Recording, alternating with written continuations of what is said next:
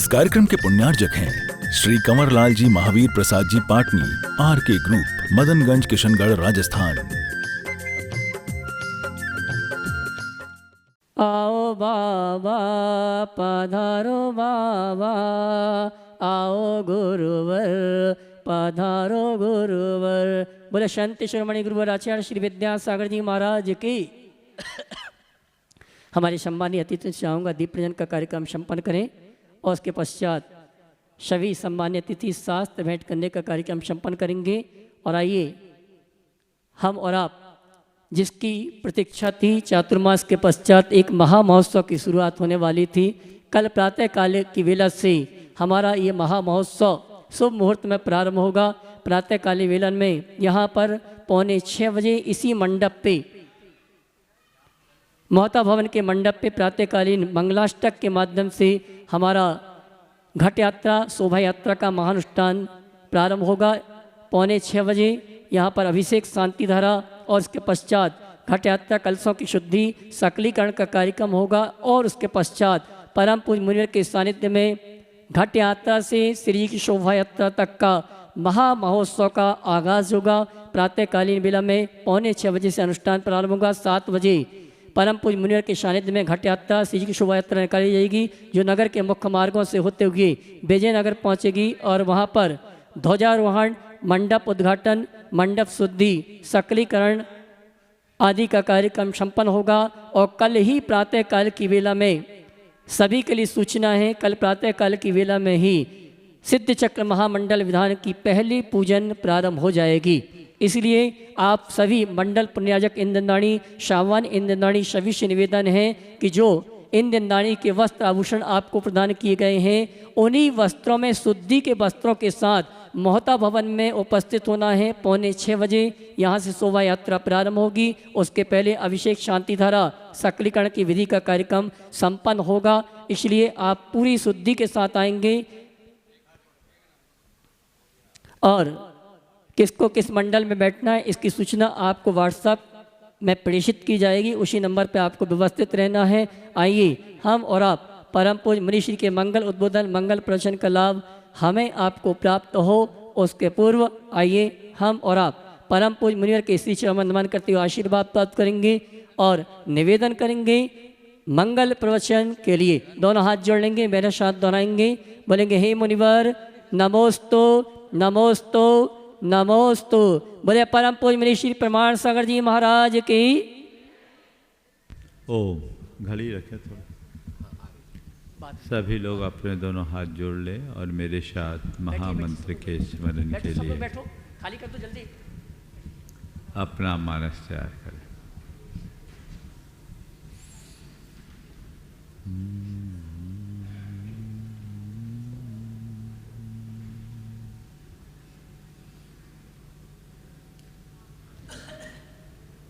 नमो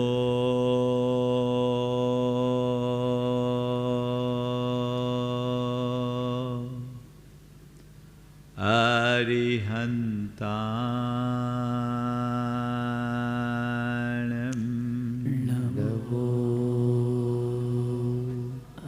अरिहन्ताणं, नमो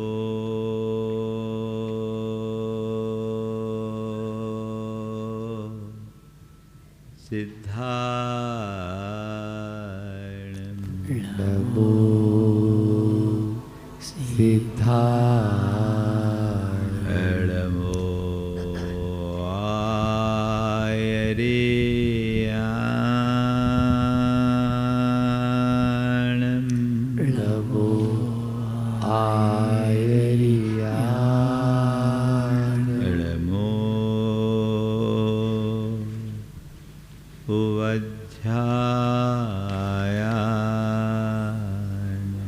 नमो वज्रायाणं, नमो लोये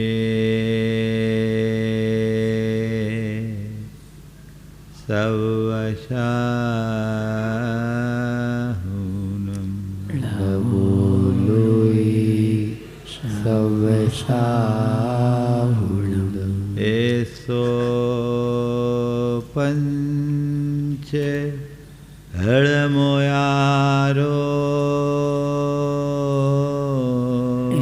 तेसु पंचिनमो यारो सर्वपावपणाशिनो सर्वपावपणाशिनो मङ्गलाळं च सवेसिं मङ्गलाळं च सवेशिं परमं ॐ मङ्गलम् परमं मङ्गलम्। जय बोलो देवादिदेव 1008 श्री भगवान महावीर स्वामी की जय जय जय। अहिंसा परमो धर्म की जय जय जय।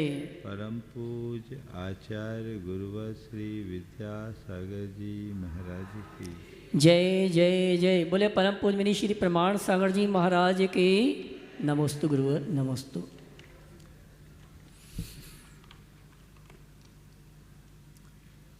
जीवन को सुखी बनाए रखने के लिए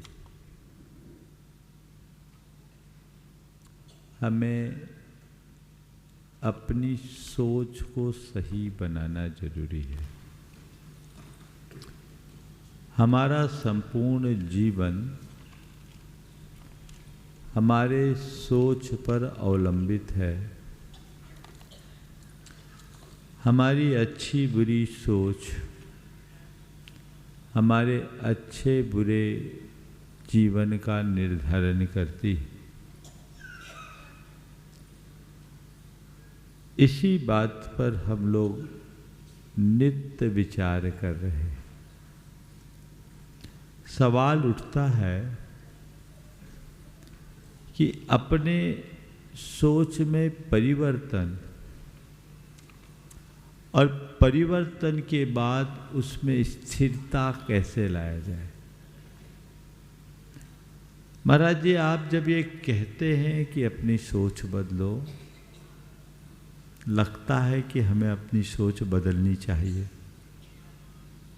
इस बात का एहसास भी होता है कि मेरी सोच गलत है, लेकिन इसके बाद भी हम जहाँ के तहाँ रहते हैं। परिवर्तन कैसे आए? आज 4 बातें आप सबसे कहूँगा।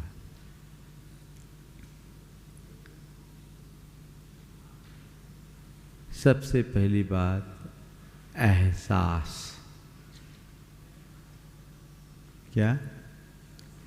एहसास, अभ्यास, प्रयास और प्रकाश। क्या बोला? एहसास, अभ्यास, प्रयास और प्रकाश।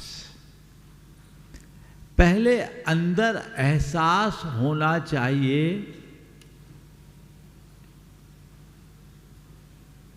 कि मेरे अंदर कमी क्या है। इस बात का एहसास होता है कब?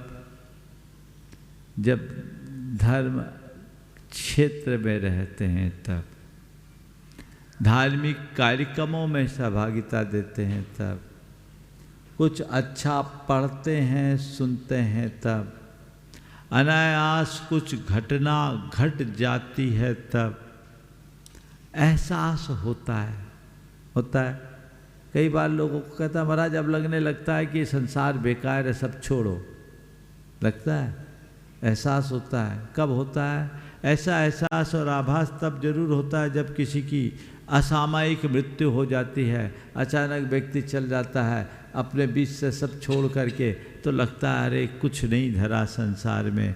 अथवा कभी कभी तब जब हम किसी के उपेक्षा के पात्र बन जाते हैं, तब लगता है अरे कोई किसी का नहीं है, सब बेकार है। ये क्षणिक वैराग्य जैसा आता है जिसमें संसार की असारता का आभास होता है, लेकिन ये अल्पकालिक एहसास है। जो हम एहसास कर रहे हैं उसमें गहराई हो, और एहसास करने के बाद हम उसे पाने का प्रयास करें। सतत प्रयत्नशील होना चाहिए। उसमें एक पल का भी विलंब और एक पल की भी ढील अपनी ओर से नहीं होनी चाहिए। प्राय एहसास होता है, पर पुराने संस्कारों का प्रभाव ऐसा होता है कि हम सब बातें भूल जाते हैं। हम भूले नहीं, उन्हें याद रखें, और न केवल याद रखें अपितु उसके लिए सतत प्रयत्नशील रहे। हम जिसका एहसास करते हैं, यदि उसका आभास करना चाहते हैं तो हमें वैसा प्रयास करना पड़ेगा, और ये प्रयास में निरंतरता होनी चाहिए, कंसिस्टेंसी बनी रहनी चाहिए, तभी हम परिणाम प्राप्त कर पाएंगे। प्रायः या तो एहसास ही नहीं होता, और एहसास हो भी जाए तो प्रयास नहीं होता।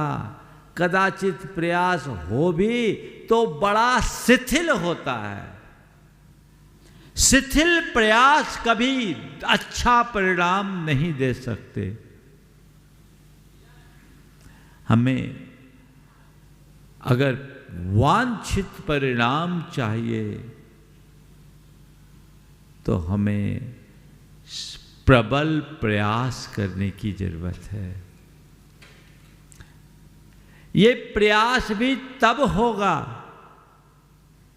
जब मन में प्यास जगेगी। बोलो, हम दुखी हैं इसका एहसास है कि नहीं? है ना? पर सुखी बनने की प्यास है? कह देते हमें सुखी बनना है। सुखी बनने की प्यास जैसा चाहिए वैसी प्यास अंदर में दिखती नहीं। जब मनुष्य के मन में किसी वस्तु या किसी कार्य के प्रति तीव्र प्यास होती है, मन में ललक जग जाती है, वो उसके अभाव में रह नहीं पाता, उसके बिना वो पागल हो जाता है। मुझे तो चाहिए। सुख की प्यास तुम्हारे मन में जिस दिन जग जाएगी, उसी दिन सुख का प्रयास प्रकट होगा। जब तक प्यास अधूरी, तब तक प्रयास अधूरा। कितनी प्यास है बोलो? महाराज कभी कभी जगती है, फिर हम अपने दुख को ही सुख मान लेते हैं और उसी में संतुष्ट हो जाते हैं। और आप भी तो अक्सर बोलते हो, जो है जैसा है उसमें संतोष रखो। तो हम तो आपको फॉलो करते हैं, हम जैसे हैं उतने में ही संतुष्ट हैं। संत कहते हैं जो है उतने में संतुष्ट रहना तुम्हारा धर्म है, पर जैसे हो उतने में संतुष्ट रहना तुम्हारा प्रमाद है। जो है उसमें संतुष्ट रहना तुम्हारा धर्म है, पर जैसे हो वैसे में ही संतुष्ट रहना प्रमाद है। तुम अपनी स्थिति से कभी संतुष्ट मत हो, क्योंकि तुम्हारी जो स्थिति है वो नहीं है जिसके लायक तुम हो। तुम जिस लायक हो उसके लिए प्रयास करो, और वो तभी समझ में आएगा, संभव होगा, जब तुम्हें अपनी क्षमताओं का एहसास होगा। तुम अनंत सुख के धनी हो, अनंत सुख के धाम हो, पर तुमने तो इन तुच्छ में ही अपने आप को संतुष्ट कर रखा है। क्षणिक वैश्विक सुखों में जिसकी संतुष्टि होती है, वो आत्मिक सुख को कभी प्राप्त नहीं कर पाता। जीवन में दुखों का एहसास करो, अपनी क्षमताओं को ठीक तरीके से पहचानो और मन में दुख मुक्ति की प्यास या सुख उपलब्धि की प्यास जग जाए, तब व्यक्ति सुख के मार्ग में लगने का प्रयास खुद ब खुद कर देता है। देखो, जिसे धूप में झुलसन होती है वो छाया की ओर खुद भागता है कि उसे प्रेरणा देनी पड़ती? हाँ, भागता है। लेकिन जिसे धूप सुहा रही हो वो छाया का आश्रय क्यों लेगा? ध्यान रखना, मोक्ष मार्ग में केवल और केवल वही लग पाते हैं जिन्हें संसार की धूप चुभती है। जिसे संसार की धूप सुहा रही है उसके लिए मोक्ष मार्ग का कोई प्रयास नहीं। ये धूप है, तीव्र धूप, ये दुख है। इस दुखमय संसार से मुझे मुक्त होना है और मुझे सच्चे सुख को प्राप्त करना है। वो अंतरंग में उत्पन्न होना चाहिए, ऐसी प्यास। हर कोई मोक्ष मार्ग में नहीं लग पाता, मोक्ष मार्ग की बातें भले कर ले। जिसके अंदर संसार के दुखों के विनाश की प्रबल आकांक्षा जगती है, सच्चे सुख की प्रगाढ़ प्यास प्रकट होती है, वही इन सब चीज़ों से विमुख होकर सही रास्ते पर चलने का प्रयास करता है। तो दुख का एहसास, सुख की प्यास जगनी चाहिए। आप लोग बोलते हो, जे त्रिभुवन में जीव अनंत, सुख चाहे दुख तें भयवंत। बोलते हैं ना? ईमानदारी से पूछो, सुख की चाह है महाराज? कौन से सुख की चाह है? भौतिक सुख की चाह है। तुम किसका सुख चाहते हो? संपत्ति का सुख चाहते हो, शरीर का सुख चाहते हो, संतान का सुख चाहते हो, संतति का सुख चाहते हो, ये दुनियादारी का सुख चाहते हो। पर संत कहते हैं जिसमें तुम सुख चाहते हो उसमें सुख जैसा कुछ है ही नहीं, वह केवल सुखाभास है।